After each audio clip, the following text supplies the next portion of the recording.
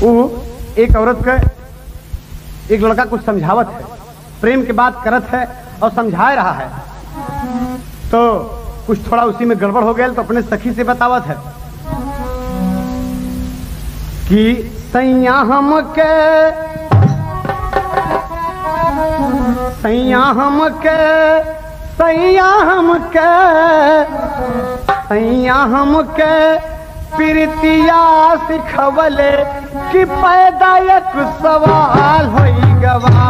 सैया हमके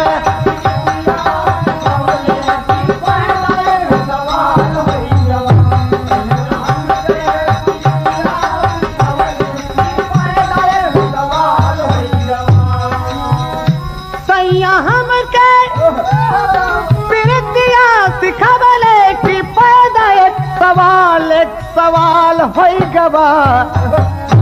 हम प्रीतियो के रीतियो न जनली की तबले बवाल होई गवा।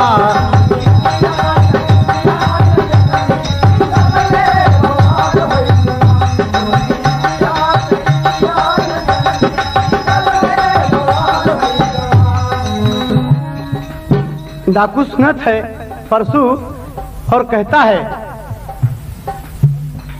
कि माँ मैं एक लोटा पानी पिया हूं माँ। हाँ माँ तेरी बेटी की शादी नहीं हुई है। कहा नहीं मुन्ना बहुत परेशान हूं। कहा माँ सुना तोहरे बिटिया के सदिया रचैबे तोहरे बिटिया के सदिया रचैबे के दिल में मलाल होइगा।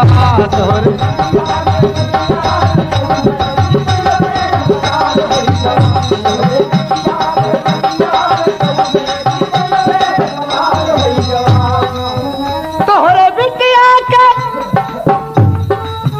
मुन्ना तोहरे बिटिया के सदिया रचैबे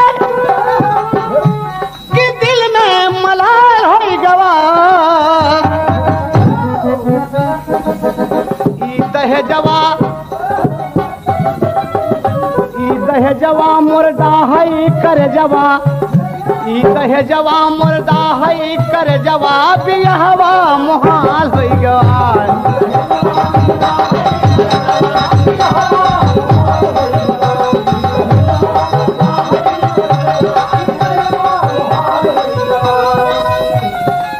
कहा माँ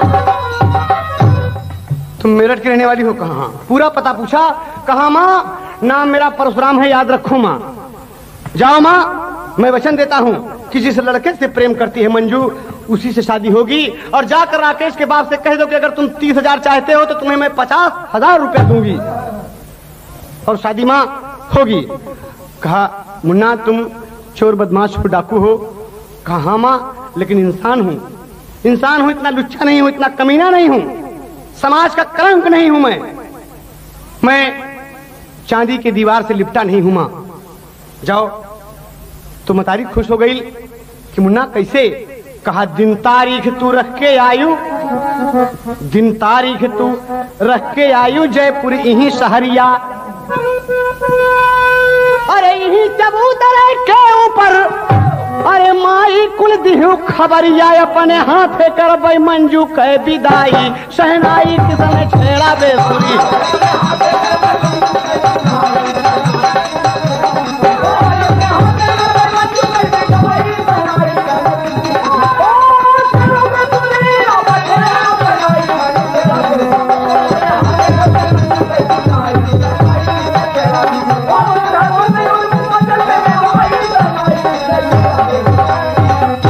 मदारी बिटिया राय मशविरा करके और चल दिया। डाकू को प्रणाम करके 30 तारीख की रख के वो रखा कि आज के 15वें दिन तुम यहाँ मुझे मिलोगी और 3 तारीख रख कर लड़की पहुंची अपने माँ के साथ अपने गांव और राकेश से शादी तय हो गई। तो सब लगे सोचने की 50,000 रुपया कहाँ मिले। डाकू बताया है कि मेरा भेद किसी से मैं बताना और कहना कि मेरे एक रिश्तेदार है मेरी मंजू की शादी करेंगे। कहा ठीक। तमाम गांव में यही शोर है कि उसका कोई रिश्तेदार मिल गया वो शादी मंजू की कर रहा है और राकेश के साथ दिन तारीख सब पक्का हो गए कि 50,000 रुपया मिलेगा। और दिन तारीख पक्का जब हो गए, दिन रख के बुढ़िया जयपुर आई और सारी खबर परशुराम को दे दिया कि मुन्ना यही मेरा पता है। कहा माँ मैं आऊंगा, जरूर मैं आऊंगा, अपने हाथों से अपने मंजू की विदाई करूंगा। कहा ठीक है, सारी बात बता के वापस गई। और हर मुखिया बेचारू सोचे मंजू सयानी होई गई, पड़ल हुई वो कर बिया, कहाँ से रुपैया अरे पवली लू गैया, अब तक तो रहाली तवा। तमाम लोगों से भेद पूछती है लेकिन पता नहीं लगता, कहती है कि मेरा रिश्तेदार है। अपनी बिटिया को भेजे कि बिटिया तुम जाओ मंजू से हिल मिल के सहेली बन के उससे पूछो। मुखिया के बिटिया आगे पूछे थे कि तोहार बियाह है मंजू, बड़े धूमधाम से, कहाँ इतना रुपया मिले? तो मंजू हमारे खुशी में कि मुखिया जी की बिटिया हमारे घर आई है, खुशी में बोल गई कि हमारे परसू भैया हैं। कौन परसू भैया? कहने रहे वो परशुराम डाकू, बड़ा रुपया दे ले, बड़ी धूमधाम से शादी होगी दीदी, तो न्योता देते आओ जरूर। और जाके मुखिया की बिटिया मुखिया से बता दिया कि बाबूजी डाकू परशुराम कोई है, इसके घर आता जाता है, वही रुपया दे रहा है। कहा ओ हो, बदले की भावना दिल में लिए थाने पर रिपोर्ट लिखा दिया कि बाबूजी ऐसी ऐसी बात से मुखबिरी कर दिया। और दरोगा बाबू कहे अगर मान लो बात सच न उतरी तो? कहा साहब जो सजा चोर की वही सजा मेरी। कहा ठीक। और सादे ड्रेस में तमाम लोग सिपाही लोग उसके दरवाजे पर पहुंच गए और आज तमाम अरेंजमेंट है, इंतजाम है। मंजू की आज शादी है, मंजू की शादी है। डाकू परशुराम भी अपने साथियों से कहता है कि आज जिंदगी का पहला और आखिरी मौका है कि मैं ऐसे मौके पर जा रहा हूं, तुम लोग मेरी मदद करो। कसम भवानी की जब तक विदाई नहीं कर लूंगा वापस नहीं आऊंगा, जिंदगी भली चली जाए। और कहकर घोड़े पे सवार हुआ, 2 किलोमीटर दूर पर घोड़ा रोक दिया और इस तरफ से दरोगा बाबू 2 किलोमीटर पर जीप रोक दिए। सब सादे ड्रेस में, मालूम हो कि दुबरा का 4 करे आए हैं। और इधर से डाकू भी पहुंच गया और उतर गया घोड़े पर से, कुछ साथियों को ही रोक दिया कि तुम घोड़ा देखो। और कहता है कि जिंदगी में पहली बार शुभ घड़ी आई आई आई, मन के अंगना में बाजे शहनाई हो, मन के अंगना में बाजे शहनाई हो, मन के अंगना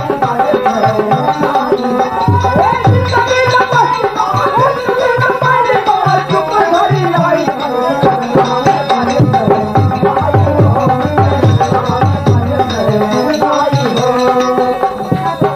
देखिए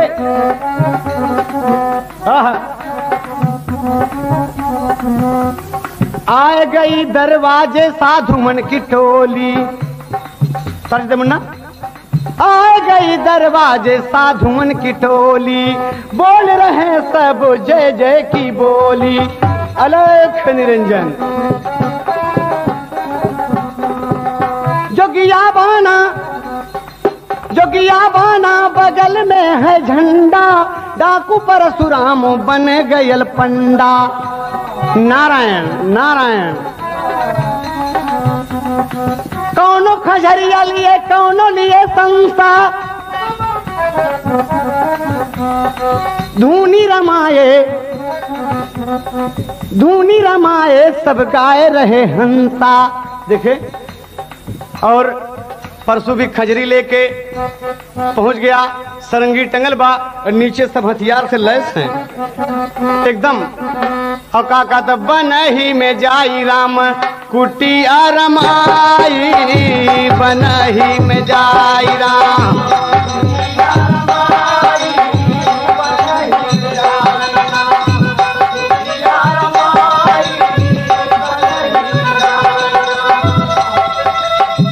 की गाय रहा है। और पहुंच गए माँ के पास, प्रणाम किया। दरोगा बाबू तमाम सिपाही देख रहे हैं कि साधुओं की टोली, महंत जी कहाँ से आ गए। वो बंटहवा मूल लिए बिल्कुल एकदम झुआ भचूनी धरे मूड़े पे चला आयल बा, नारायण नारायण। और कहता है दरोगा बाबू के सामने जाकर के यदा यदा धर्मस्य ग्लानिर्भवति भारत अभ्युत्थानो धर्मस्य तदात्मानं सृजाम्यहम्। मुखिया राम कृष्ण जी को पूछता है कि माँ वो मुखिया कौन है जो हमारी दीदी का इज्जत लूटे चाहत रहा? बोल। कहा जो सर पर टोपी रखे है।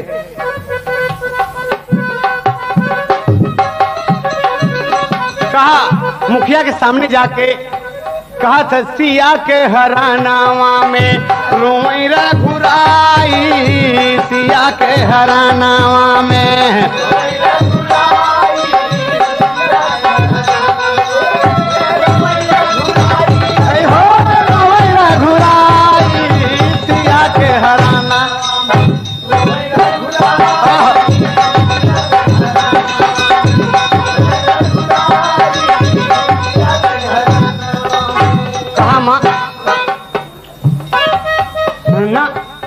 कहा मां? अरे देता हूँ वचन लूंगा बदला मैं चुकाई, मन के अंगना में बजत है नाई हो, मन के अंगना में।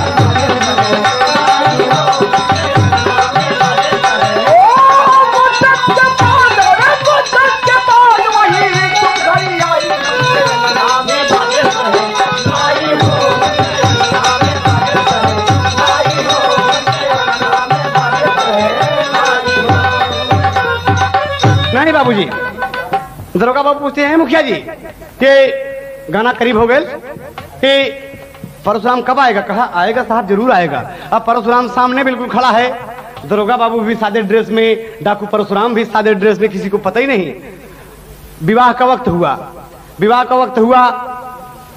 विवाह की रस्म पूरी हुई, रात गुजर गई, दरोगा बाबू परेशान है, सारे सिपाही सब परेशान है बेचारे, हथियार लिए। सभी सोचते हैं कि पता नहीं अजीब किस्म की नौकरी है, अजीब किस्म की ड्यूटी है, सारी रात भूखों प्यासे, और परसों नहीं आया। मुखिया जी परसों नहीं आया। कहा साहब आएगा। जलपान हुआ, बारातियों का विदाई का वक्त हुआ, और बुढ़िया मतारी अपने बिटिया का समझावत है, जैसे आज मतारी लोग समझावत है कि बुढ़िया मतारी अपने बिटिया का समझावे लागी कि नैहर एक लजिया बचायू मोरी बिटिया, घरे वाले जवन कहें ओका बिटिया सुन लिहू, कबहू जी क्यों का कुछ सुनायू मोरी बिटिया। अच्छी बात है, कौनो भिखारी जब तोहरे दुअरवा आवे, खाली हाथ उनके जिन लौटायू मोरी बिटिया। और मुन्नी, घरे वाले जब तोहरे सब बिटिया खाई ले, सबसे पीछे भोगवा लगायू मोरी बिटिया। सासू जी का सेवा किहू, ससुरु का मुड़े मीजियू, और देवरा से खूब दुलरायू मोरी बिटिया। ननदा का चोटी गूंथियू, सबसे तू मिल के रहियू, जेठा जी के डगरा बेरायू मोरी बिटिया। तोहरे सजन जब सजिया पयामई रानी, फूलों मन का सजिया लगायू मोरी बिटिया। एकदम अच्छी बात है, लेकिन आजकल का महतारी कुछ गड़बड़ बता देती कि नैहर से जात बाटियू अपने ससुरवा, अपने मतारी का जिन भुलायू मोरी बिटिया। कौनो विपता जब हमारे कपारे आवे, छोड़ी में से गोहुआ चोरायू मोरी बिटिया।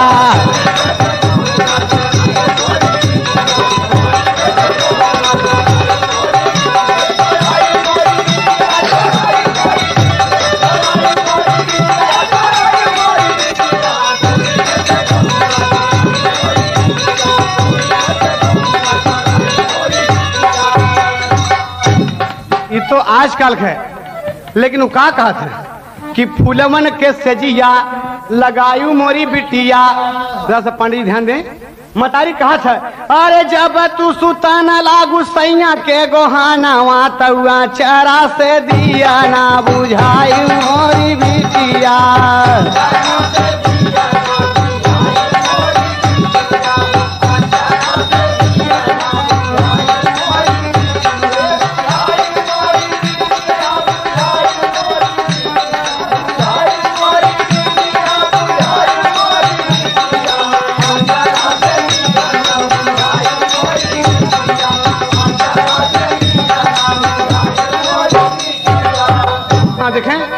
सारी बात समझा के आज मंजू की विदाई होती है, और महंत महाराज खड़े हैं परसों, नारायण नारायण। और मंजू जान गई कि हमारे भैया हैं परशुराम। बाबा जी के पापा जी आशीर्वाद दें, हम चलते। मंजू की कार सजी है, बैंड बाजे बज रहे हैं, तो बाबा जी ऊपर हाथ रख के कि कल्याण हो कन्या, कल्याण हो, अखंड सौभाग्यवती बनी रहो। और कहता है अपने शब्दों में, तर्ज है फिल्म अनोखी रात के, कि महलों का राजा मिला, कि रानी बेटी राज करेगी। ये तो ओरिजिनल है, लेकिन हमन लोग लिखे परसू कहता है कि उजड़ा हुआ गुलशन खिला, पिता पे बेटी नाज करेगी। उजड़ा हुआ गुलशन खिला, पिता पे बेटी नाज करेगी।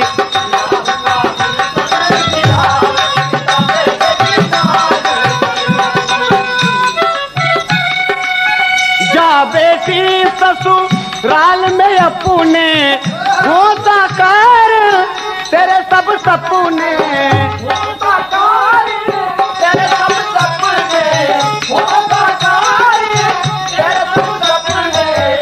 कभी करना न शिकवा गिला, ओ कभी करना न शिकवा गिला, पिता पे बेटी नाज करेगी।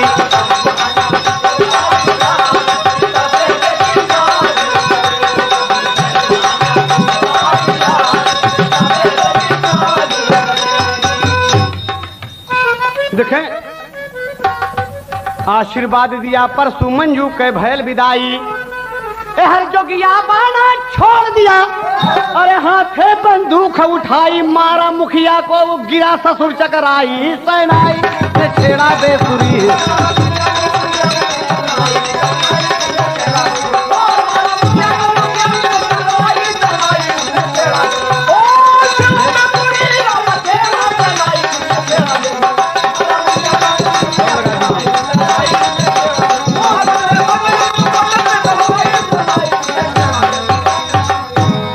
बड़ा समय शेष रह गए। हाँ देखें आप, विदाई कर दिया, उठा के बंदूक मारा, 303 के भग दिया।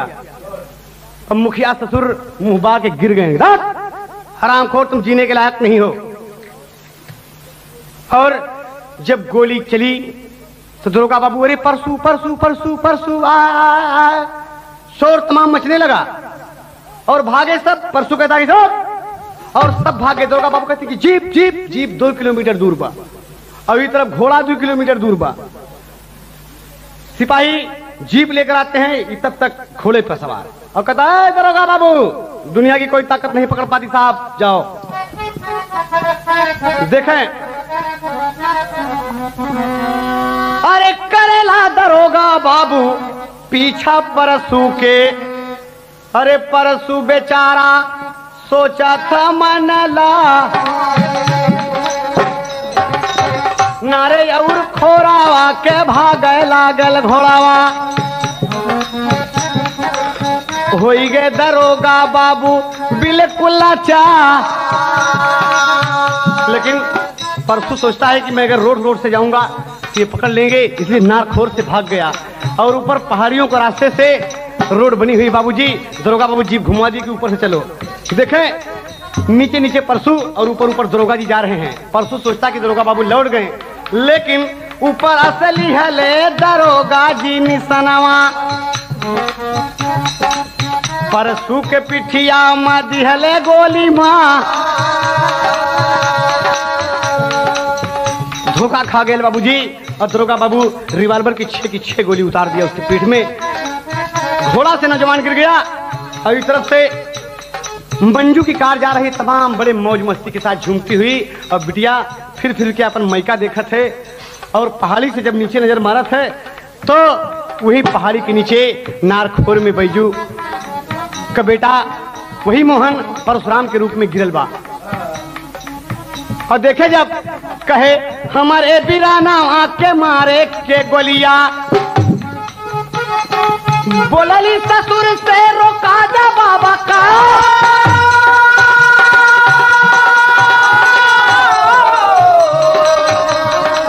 बाबा बाबा कार रोका दे बाबा, ये हमारा भाई है, ये हमारा भाई परसू है बाबा, कार रोका दे बाबा। कार रुक गई और लड़की कूद पड़ी त्रास से, कार का दरवाजा खोल के कूद पड़ी। अरे परसू बिरानवा के देखली चेहरावा, परसू कहे कि जा तू जा हो ससुरा,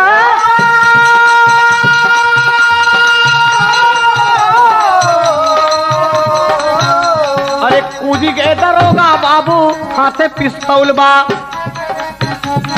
बिटिया से बोलने लागे साहब लाला का, ये डाकू परशुराम सुन, हमरे लिए बड़ा गद्दार बड़ी डकैती इसने की ना, इसको चढ़वा दूंगा दार, बड़े मौके पर आज मिलल बा, छोड़ूंगा ना मैं हकदार, सुनो सुनो तुम यहाँ से जाओ। डाकू परसू भाला चार कहे कि साहेब हमके मारा, अब हम डाल दिए हथियार, अरे बाप रे अब का होई, अरे बाप रे अब का होई। तब बाबूजी करें विचार, वो के गोद उठाई लिहले और जीप पर हुए सवार, ले गए अस्पताल में बाबू। डॉक्टर से बोले ललकार, हुआ मदन से मिलन वहीं पर, हुआ मदन से मिलन वहीं पर। डाकू सोचा था मन मार, अरे बाप रे अब का होई, अरे बोले ले दरोगा बाबूजी यारा बचाइला,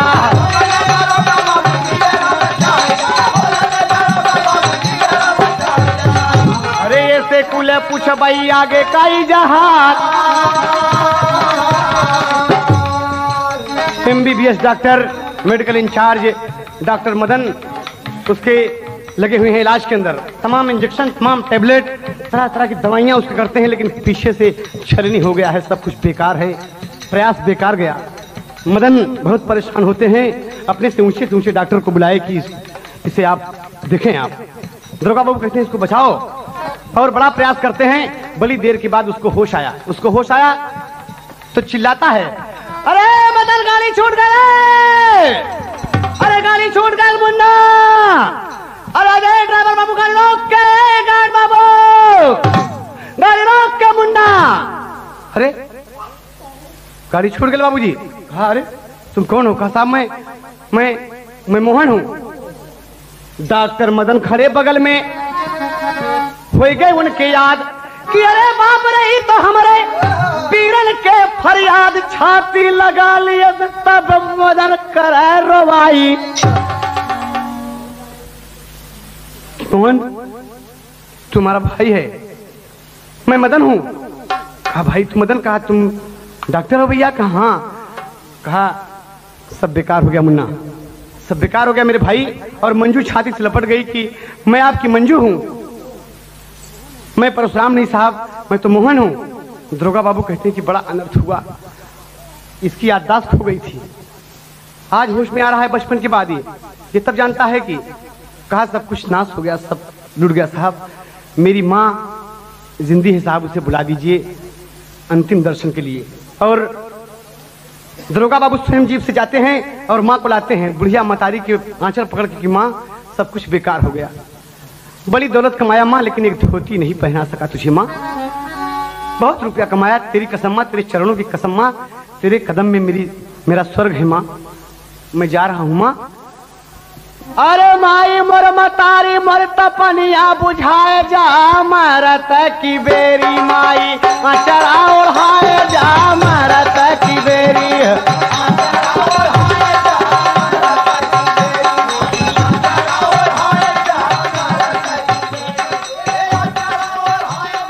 अरे हमरे कमैया के मिलल ना कफानवा भाई, अब भाई मदन डॉक्टर भैले जाने जग जहानामा।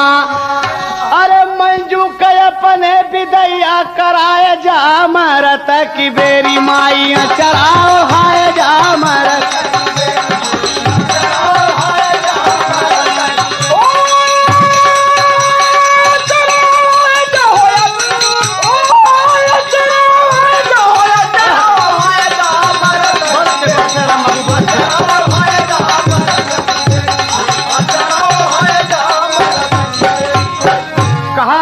भाई माता का तू ख्याल किया, मंजू एक बहिनिया मृत्यु सैया पर परसू लेटल, नैना से बरस पानिया। अरे बिरना के अरथी में कांधा लगाए जा, मरत की बेरी बिरना जा, मरत की।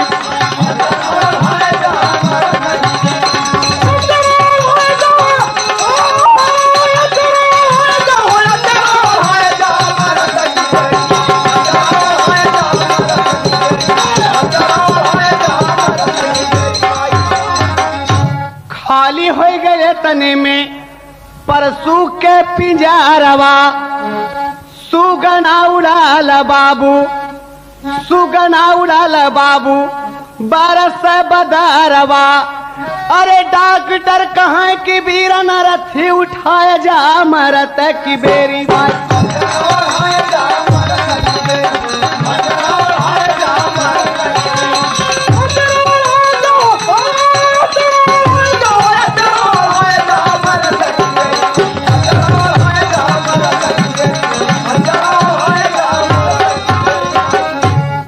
इतना कह के परशुराम ने दिया प्राण है त्याग।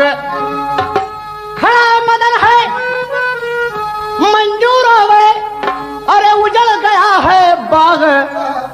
अरे शहनाई किसने छेड़ा बेसुरी अरे मरे बेटवा के छाती से लिहल से आज लगाई।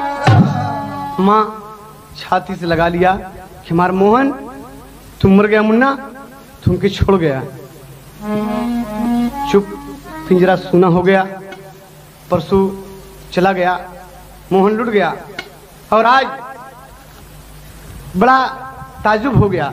ससुर जी उसके राकेश साहब सब खड़े हैं और देख रहे हैं चिता में आग लग गई जल गई चिता सब कुछ लुट गया।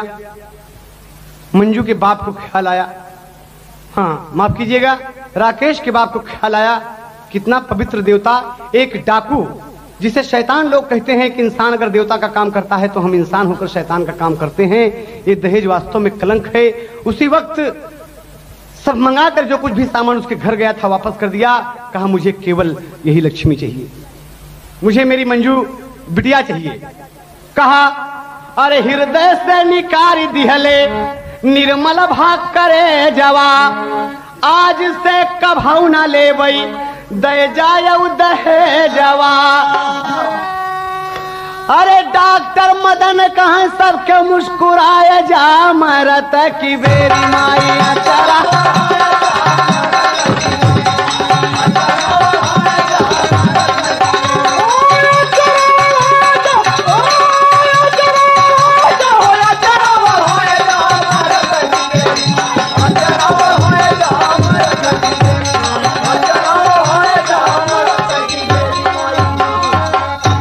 कर्म के बाद आज पुनः मंजू की विदाई होती है और आज मदन खड़े होकर अपने भाई मोहन का गीत वही दोहराते हैं। क्या कहते हैं कि जा बेटी ससुराल में अपने जा बेटी ससुराल में अपने होता कर तेरे सब सपने होता कर तेरे सब सपने कभी करना न शिकवा गिला ओ कभी करना न शिकवा गिला पिता पे बेटी नाज करेगी।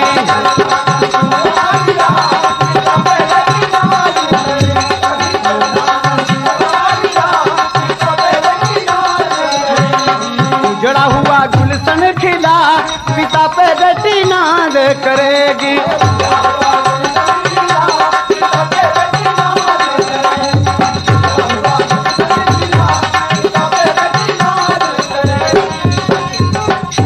राजा राम यधार कहें कि छोड़ो दहेज और दहेज।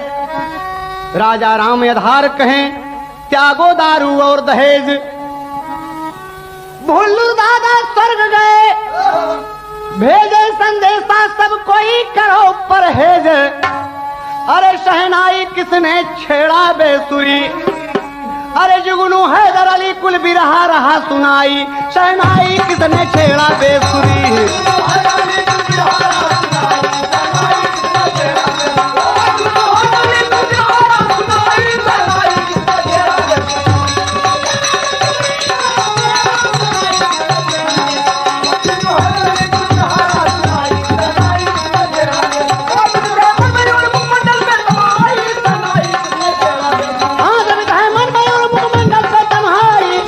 किसने छेड़ा बेसुरी।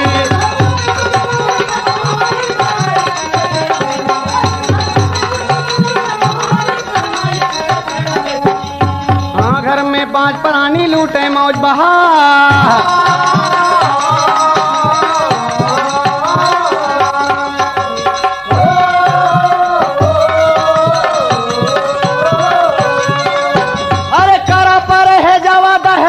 से सब केऊ हाँ करा पर है जावा दहे जावा से सब केऊ बढ़ आगे देसावा हमार।